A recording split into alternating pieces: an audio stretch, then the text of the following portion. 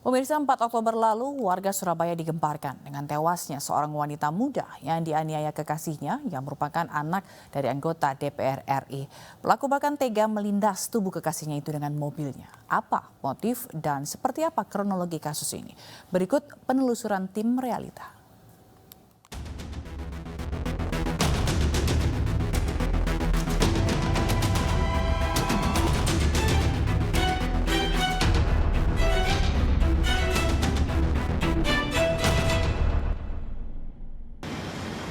Belum lama ini pemirsa, publik khususnya warga kota Surabaya digemparkan dengan berita aksi penganiayaan dan pembunuhan yang dilakukan seorang anak anggota DPR RI terhadap kekasihnya.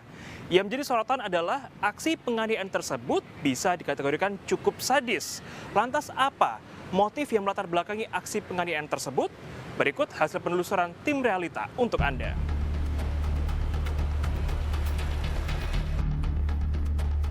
Di tempat hiburan karaoke inilah awal mula terjadinya penganiayaan maut yang menewaskan Dini Sera Afrianti, 29 tahun, di tangan kekasihnya Gregorius Ronald Tanur, Selasa 3 Oktober 2023 lalu.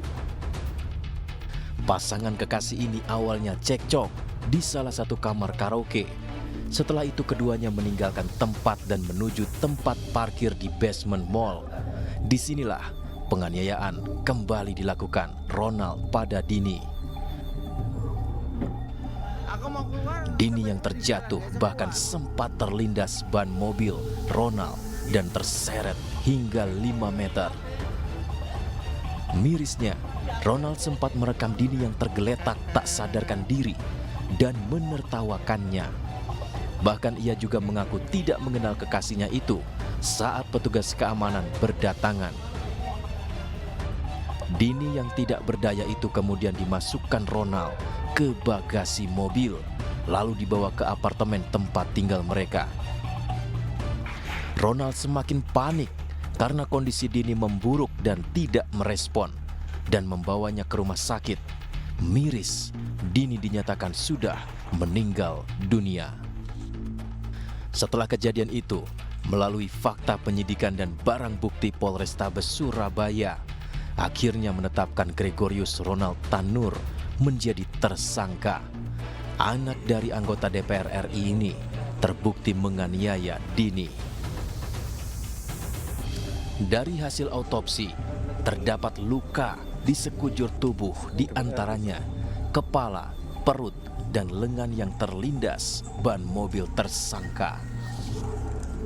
Polisi mengamankan barang bukti, di antaranya pakaian milik korban dan tersangka, ponsel, dan mobil milik tersangka yang digunakan melindas lengan korban dan membawa korban ke rumah sakit.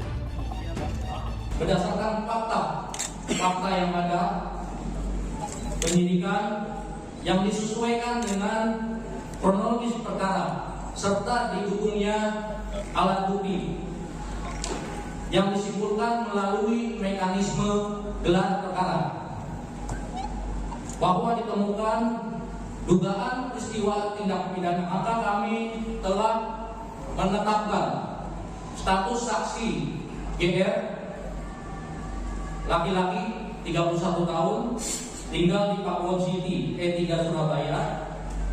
Dari saksi kami tingkatkan menjadi tersangka. 10 Oktober 2023, Satreskrim Polrestabes Surabaya menggelar rekonstruksi kasus penganiayaan maut ini. Total sebanyak 41 adegan dijalani tersangka Ronald di tempat karaoke dan parkiran basement. Dari reka adegan ini terungkap jika penganiayaan bermula saat Ronald dan Dini bertengkar di dalam ruang karaoke. Saat menuju parkiran, Ronald sempat memukul kepala Dini menggunakan botol minuman keras dan menendang Dini hingga jatuh terduduk. Puncaknya, saat Dini yang duduk di lantai dan bersandar di pintu mobil, Ronald yang masuk ke mobil langsung menyalakan mesin dan menginjak pedal gas hingga Dini terlindas dan sempat terseret 5 meter. Berdasarkan fakta baru dari rekonstruksi ini terungkap adanya cekcok tersangka dan korban yang berujung penganiayaan. Dan ada unsur kesengajaan tersangka mengemudi saat korban bersandar di mobil yang berujung korban terlindas. Dari sebelumnya dijerat pasal penganiayaan yang menyebabkan korbannya meninggal, polisi menambah pasal primer, yakni pasal 338 atau pembunuhan. Polisi juga menyatakan motif Ronald menganiaya kekasihnya lantaran sakit hati karena sering cekcok. Dari hasil gelar perkara tersebut dapat disimpulkan adanya sebuah keyakinan penyidik, adanya peristiwa tindak pidana menghilangkan nyawa orang lain